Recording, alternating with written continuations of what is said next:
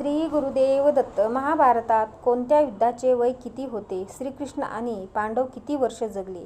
महाभारतामध्ये कोणाचे वय किती होते हे ऐकले तर आश्चर्य वाटेल. महाभारत युद्ध कोणत्या वयात कौरव आणि पांडवांनी लढले होते? एवढी शक्ती त्यांच्यामध्ये कोठून आली होती? पुराणानुसार पौराणिक काळातील कितीतरी पात्र अश्वत्थामा, वेद व्यास, जामवंत, हनुमंत, विभीषण, कृपाचार्य, परशुराम, बाली राजा आणि मार्कंडेय ऋषी यांच्याशिवाय आणखी काही असे पात्र आहेत ज्यांच्याबद्दल असे बोललं जातं की ते आजही जिवंत आहेत. तुम्हाला असं वाटत असेल हे शक्य आहे का की कोणती व्यक्ती हजारो वर्ष जिवंत राहू शकते? रामायणातील हनुमान, परशुराम, जामवंत यांचा महाभारतामध्ये सुद्धा त्यांचा उल्लेख आढळतो. त्यांच्या वयाचा काही अंदाज नाही. द्वापार युगाविषयी बोललं तर महाभारत काळामध्ये 150 पासून 200 पर्यंत वय होणं सामान्य गोष्ट होती. महाभारत कथेनुसार भीष्म जेव्हा युवा अवस्थेमध्ये होते तेव्हा भगवान श्रीकृष्ण, बलराम, कौरव, पांडव कोणीही नव्हते. आता प्रश्न हा येतो की महाभारत युद्धाच्या वेळी विभीषण पितामह यांचं वय काय असेल? महाभारत ग्रंथावर अभ्यास करणाऱ्यांच्या म्हणण्यानुसार ही कहाणी महाराज शांतनू यांच्यापासून सुरू होते. हस्तिनापूरचे महाराज शांतनूने आणि देवी गंगेने विवाह केला होता. त्यांचा फक्त एक मुलगा जिवंत राहिला होता. त्याचे नाव देवव्रत ठेवलं. काहींनुसार देवव्रत जिवंत असतानाच देवी गंगा शांतनू यांना सोडून निघून गेली. महाराज शांतनू यांचे पुत्र देवव्रत पुढे जाऊन भीष्म पितामह बनले. जेव्हा देवव्रत वय विवाह योग्य झाले तेव्हा शांतनूचा विवाह सत्यवती बरोबर झाला होता. तेव्हा देवव्रत वय 22 वर्ष होते. म्हणजे शांतनूचा दुसरा विवाह भीष्म पितामह यांच्या 22व्या वर्षी झाला. शांतनू आणि सत्यवतीचे 2 मुलं होती. एक चित्रगान आणि दुसरा विचित्रवीर्य. विचित्रवीर्य लहान असतानाच राजा शांतनूचा मृत्यू झाला होता. तेव्हा भीष्म यांनी त्याच्या प्रतिज्ञानुसार त्यांचा सावत्र भाऊ चित्रगंधाला सिंहासनावर बसवून राज्यकारभार चालवला. जेव्हा चित्रगंध मोठा झाला तेव्हा त्याला राज्यकारभार सोपवला. त्यावेळी चित्रगंधाचे वय 20 वर्ष असेल. म्हणजे चित्रगंधाच्या जन्माच्या वेळी भीष्म यांचे वय 22 वर्ष होते. तर तो मोठा झाल्यावर भीष्म यांचे 42 वर्ष होते. चित्रगंधाने राजसिंहासनावर बसल्यानंतर 8 वर्ष राज्य चालवले आणि गंधर्वाबरोबर झालेल्या एका युद्धात मारले गेले. म्हणजेच भीष्म यांच्या 42 मध्ये 8 जोडल्यानंतर त्याचं वय 50 वर्ष होतं. म्हणजे चित्रगंधाच्या मृत्यूवेळी भीष्म यांचे वय 50 वर्ष असेल. चित्रगंधानंतर भीष्म यांनी विचित्रवीर्याला राजसिंहासनावर बसवले. म्हणजेच बालपणीचा त्याला राजसिंहासनावर बसवले. चित्रगंधाच्या 28व्या वर्षी झालेल्या मृत्यूनंतर त्याचा भाऊ विचित्रवीर्य लहान होता. तो मोठा झाल्यानंतर त्याचा विवाह झाला. म्हणजे चित्रगंधाचा 28व्या वर्ष मृत्यू झाल्यानंतर 5 वर्षांनी विचित्रवीर्यांना राजसिंहासन सांभाळले. तेव्हा त्याचा विवाह काशी राज्यातील अंबा आणि अंबालिका नावाच्या 2 तरुणीबरोबर झाला. म्हणजेच त्यावेळी भीष्म यांचे वय 55 वर्ष असेल. त्यानंतर 7 वर्षांनी विचित्रवीर्याचा आजारी पडून मृत्यू झाला. त्यानुसार भीष्म यांचे वय त्यावेळी 63 वर्ष असेल. चित्रगंधा आणि विचित्रवीर्य यांचा पुत्रहीन मृत्यू झाला होता. त्यामुळे भीष्म यांच्यासमोर प्रश्न उभा होता की राज्य कोणाला सोपवावे. तेव्हा सत्यवती भीष्म यांना म्हणाली, तुम्ही अंबा आणि अंबालिका बरोबर विवाह करावा. पण भीष्म यांनी ब्रह्मचर्याची प्रतिज्ञा केली होती. त्यामुळे सत्यवती आणि पराशर यांचा मुलगा वेदव्यास यांच्या नियोगातून अंबा आणि अंबालिका यांना पुत्रप्राप्तीचे सौभाग्य प्राप्त करून दिले. त्यानंतर धृतराष्ट्र, पांडू, विदुर यांचा जन्म झाला. त्यावेळी भीष्म यांचे वय 65 वर्ष झाले होते. असं म्हणतात की सत्यवतीने राजा शांतनू बरोबर विवाह करण्या अगोदरच त्यांचा एक मुलगा होता जो पराशर यांचा मुलगा, ज्याचं नाव वेदव्यास होतं. म्हणजेच वेदव्यास यांचं वय भीष्म यांच्या वयापेक्षा 16 वर्षांनी कमी होतं. त्यामुळे धृतराष्ट्र, पांडू आणि विदुर यांच्या जन्माची वेळी वेदव्यास यांचे वय 50 वर्ष असेल. धृतराष्ट्र आंधळे असल्यामुळे राज्य करण्याच्या योग्य नव्हते. त्यामुळे पांडू 18 वर्षाचे झाल्यानंतर त्यांना राज्य सिंहासन मिळाले. त्यामुळे त्यावेळी भीष्म यांचे वय 83 वर्ष नक्कीच असेल. राजा पांडूने 10 ते 12 वर्ष चांगल्या प्रकारे राज्यकारभार चालवला. त्यानंतर एक ऋषींच्या शापामुळे पांडव जंगलात जाऊन राहू लागले. त्यामुळे धृतराष्ट्र यांना राज्यकारभार सोपवला. त्यावेळी भीष्म यांचे वय जवळजवळ 95 वर्ष असेल.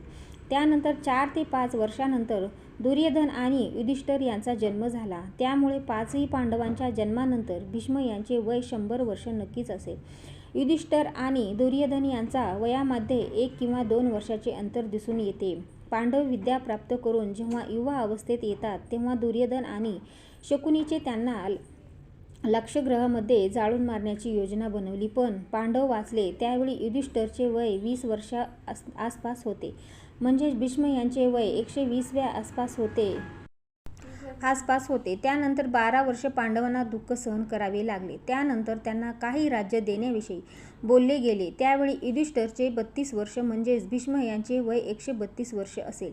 इंद्रप्रस्थ मिळाल्यानंतर पांडव राज्य करू लागले. जवळजवळ 25 वर्ष राज्य केल्यानंतर एक यज्ञ केला. त्यावेळी युधिष्ठिर यांचे वय 57 वर्ष आणि भीष्म यांचे वय 157 वर्ष होते. त्या यज्ञामध्ये पांडवाचे वैभव आणि ऐश्वर्य पाहून दुर्योधनच्या मनामध्ये कुटुता उत्पन्न झाली आणि त्याने त्याचे राज्य हिसकावून घेण्यासाठी कारस्थान रचले. धूत क्रीडेमध्ये हार झाल्यानंतर पांडवांना 12 वर्ष वनवास झाला आणि 1 वर्ष अज्ञातवास होता. वनवास समाप्तीच्या वेळी युधिष्ठिरचे वय 70 वर्ष होते.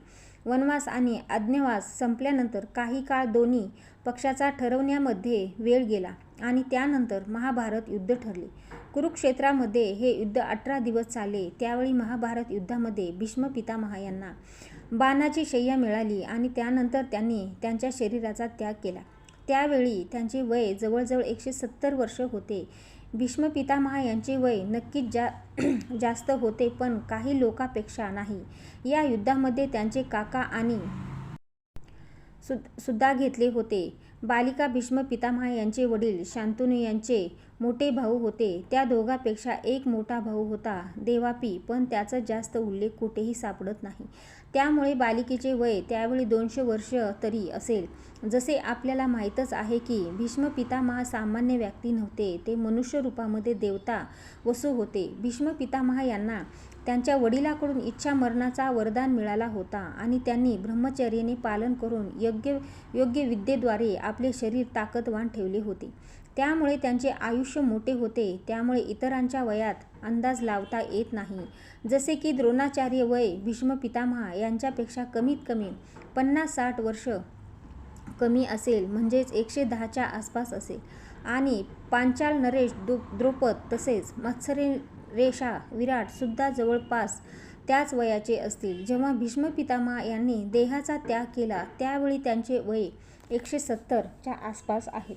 त्यानुसार भीष्म पितामह यांच्या देहत्यागाच्या वेळी धृतराष्ट्र विदुर यांचे वय 105 असेल आणि असं म्हणतात की युद्धानंतर 16 वर्षांनी धृतराष्ट्र, कुंती, गांधारी, विदुर हे वनामध्ये गेली होती.